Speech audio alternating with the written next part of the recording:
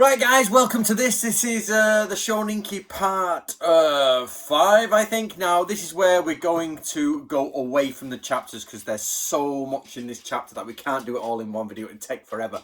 I've been painting deckings today. We're in the middle of coronavirus. Let's see how long my hair gets, you know, like some sort of weird hippie. I've told my girlfriend that I'm going to shave this when the time ends and sell it because I know you can get really good money for selling long hair. That's why Asian ladies cut their hair off and sell it. Look at the length of that. I'm going to sell it and make a fortune. Okie dokie. So today we are on page. The next step is we're in the opening chapters, which is Shokan. So remember, the Shoninki is in basically four parts. So here we are in Shinobu Ide Tachi no Narai. Now you can see that here. Sorry, I've not told you the page. It's page 51. So you can see that is the teachings of basically ninja going out. Teachings for shinobi who leave the house, basically. So the underlying principle of the shinobi is not to be discovered by others, of course, and that doesn't just mean in creeping, it means in any way. I am not to be discovered. Therefore, you should provide yourself with outfits that will change the way you look. Masters of shinobi arts in ancient times were scarcely recognizable, even between father and son, between brothers, even though they're unrelated. Now, this is a problem. This is a problem because it actually says in the last one, so it says even if a father or son or brother see each other, they would not be recognizable to each other. That's on page 46, and he poo-poos that. He's like, what are you on about? That's just not right. But then on the very next page he says you might not even be recognizable to each other. So there's a little bit of a debate there to what he means. I'm sure he just is, you know, using it with the play of words, but there is actually an issue there. My Rottweiler's just staring at me. Lucia, what's up? Oh, I gave them liver. They don't want it. I bought some liver at the shop. They're like, liver? Then again, probably got brains. My nan used to eat liver and cabbage. Still remember the smell to this day. Okay, so basically there are 6 items of essential gear for the shinobi. Now, if you haven't studied this with me before, you need to go and find a video called The 6 Tools of the Ninja, the Truth. I've done a full video on it, so I won't go here. But basically, there are 2 versions of the 6 tools. 6 doesn't mean 6, it means universality, and it also has a spiritual dimension. But I've already done this in a long video. So I've already done this. That dog is doing my... What do you want? I've already done this in a long video. She's just staring at me. Okay, so the 6 tools in this version, which is not the only version. Now, the first of the 6 tools is the Amigasa. Now, recently Kawakami Sensei did a video on the 6 tools. Please go watch it. It's called Nindo Channel. Not Nindo and then search channel. It's literally Nindo Channel. So, and he's just put a video up this week. So go and have a look at it. Now, the Amigasa, this is the one where I can't release it to you yet, guys. It's correct, it's a straw hat, but it's a very specific type of straw hat, and I found out which one it is. So you see people wearing the Ronin one, you see people it's like, no, it's not that one. I know exactly which one it is. So just be aware, there is a little bit of a deeper thing there. The Grappling Hook. Now, somewhat Kawakami Sensei says in his latest video, which actually made me think and go, yes, that's a good point. The idea of the 6 tools is they're not suspicious.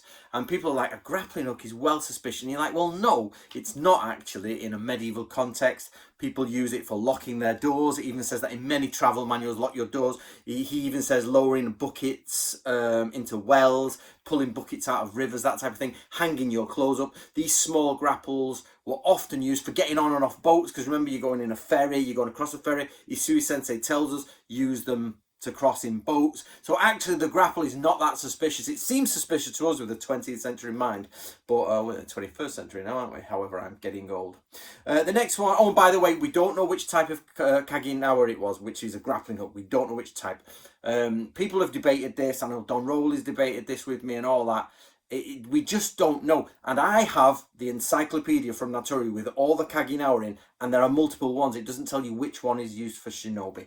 But it is different to the Shinobi Nawa. The Shinobi Nawa ninja rope is not ninja rope. It's hidden rope, and it is to do with your armor. When you're wearing armor in this book, this is same guy, if you follow my series, Samurai Arms, Armor and Tactics of Warfare, Shinobi Nawa is in there, and it's a little bag that you hold under your armor with a hook on it, and you can hook onto people when you're doing kumiuchi, grappling, bang, hook him down.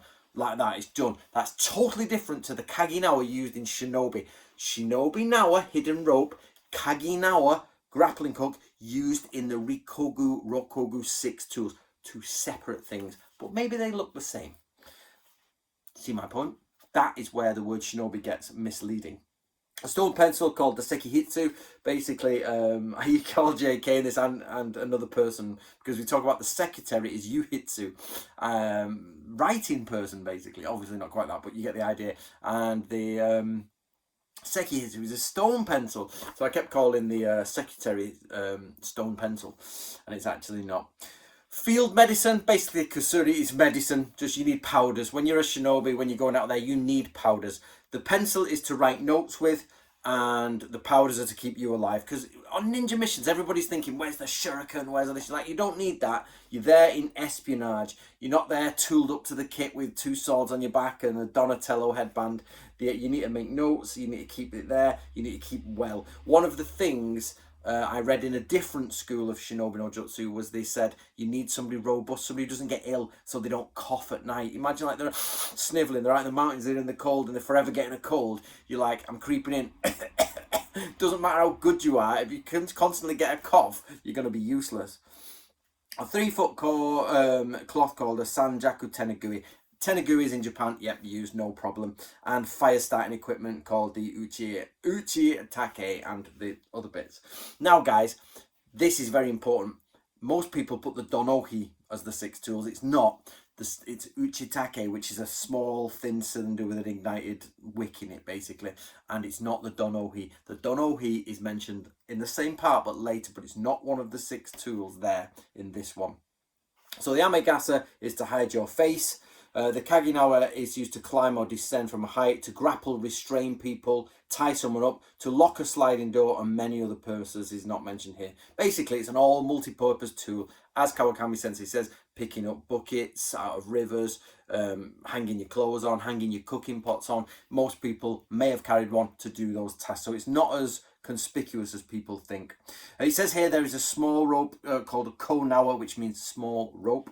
By now you should be understanding the word nawa means rope, and this school has a secret technique that we use, and it can be used to secure a saddle if needed. So basically, saddles are very important. When you're riding your horse and you're doing maybe shinobi, you're going quick, you got to go, it can become loose, the girdle. This is before, around the same time the Western girdle came. So you've got to remember the Westerners are here by this point, and they actually find, belt buckles amazing. They're like, oh, buckle, what's this? Because the most of things in Japan were tied. So when they saw this iron-made buckle where with leather goes through it, they were like, mint. So before that, they have ko-nawa, small ropes to attach things. So be careful there.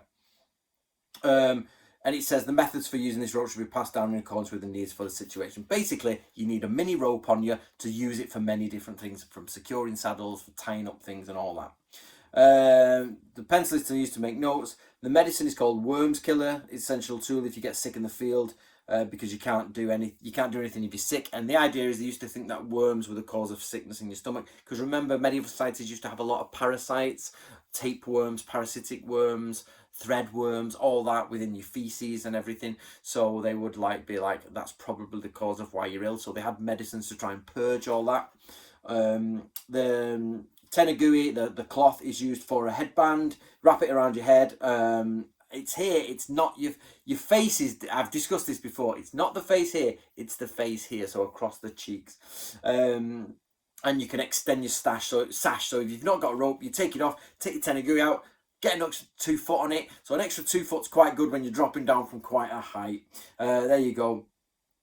So you can climb walls and etc. In other schools, you're meant to keep it inside your sash, but here he says you keep it under your collar. So you should keep it inside your collar. Even when you're wearing a kimono, which shows you lightweight summer kimono, put it where you're wearing it. Probably used for shinobi. Keep it lightweight and all that sort of stuff. The fire starter tool helps you create fires, of course, when you need a fire at night. Among the different types of firefighting equipment are the Donohi body warmers is a favourable asset. Also, it can be used for the skill of Jiaki. Now, at first, we didn't know what Jiaki was. So, people have asked me what's the difference between the blue and the red version. In the blue version, we just called it ground burning because we didn't know what its literal kanji is, ground burning. But we found it in this book. It's now in here for those who've read it. Jiaki is a type of arson, if you like, and scorched earth policy, and the idea that you're burning out fields for the enemy. So you've got to imagine shinobi are there with the Donohi, and they're burning fields. They're burning when they retreat, burning when they advance, checking the wind. So it's pretty much a fire starting tool. So it seems the other thinner version in the 6 tools is for starting personal fires and keeping warm. But the Donohi is a massive clump of charcoal on fire. So, and if you've watched Andrew Froburn, who's the school Jodai for us, if you've watched him do what he does, basically, he will pull it all out in embers, blow it, burst into flames. You can literally set fire to anything you want. Put it back, close it, embers close down again. Put it in your little leather pouch. Off you go, start another fire. Mint. Okay, the colour of your clothes should be one of the following colours. Brown, tan. It's like a tan, it's like an orangey black. It's a weird colour to show. Black and navy blue. These are so common that it's hard to stand out while wearing them.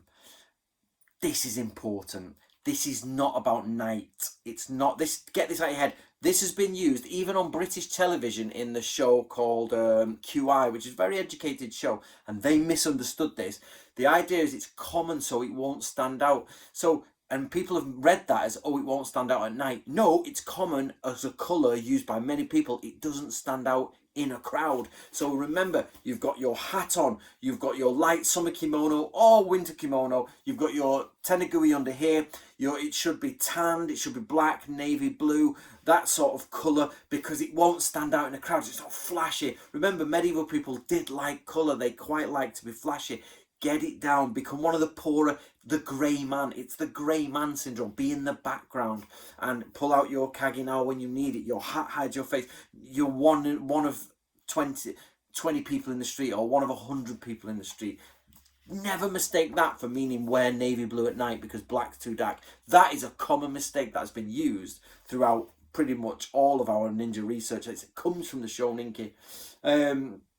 Okay, wear a raincoat to change the shape of your appearance. This is important. You wear a raincoat. This is for the shape of your appearance, meaning the silhouette. Now, it is not, I don't know how much I can tell you, but I've got other ninja scrolls, and there's 2 types of raincoat. You should wear this, the sort of like paper raincoat which has been oiled, and there's the straw raincoat, and you use them for different parts of ninjutsu. In Nato-Ryu, you swap out raincoats depending on the style of ninjutsu you're doing, inin or yonin, which of course is yonin is covert and inin is inin is covert, yonin is overt. So basically you change between them depending on what you are doing, but I'll do more of that another time. Whenever you steal up on someone, you better carry an owakazashi short sword. So basically a sword that's between a katana and a wakazashi. It's like a big dagger. A short sword, as we would say in modern parlance. Sometimes you need to cover your sword blade in ink. This is still debated whether it's the body or the sword blade, but I think it's the sword blade because it's a term that's actually used within sword collectors and things like that. It's such a difficult one. It literally means the body of something, so you should use it whether it's on your body or the body of the blade, we don't know, but I'd go with the body of the blade so it doesn't flash. Sometimes you need 2 garments sewn together with slip stitches. This is called waobi. This is done because you should put your obi on straight away. To this day, nobody has been able to find this. I know people have claimed it and they said, oh, we know what it is, but I've never found it in Japanese literature, I've never found it in Japanese history. I can't find this exact one where I think it's literally an obi, and they've just spun like a leather thread around, and you can just pull it and it tightens. But we've all got our theories on it, but I can't find it in any sort of document from the past that shows you what it is. So that's a difficult one there. That's difficult. Now, I'm going to stop this chapter there because there's 2 more parts to this chapter that we should go through. So it's not a long chapter, but it's got lots of stuff in it.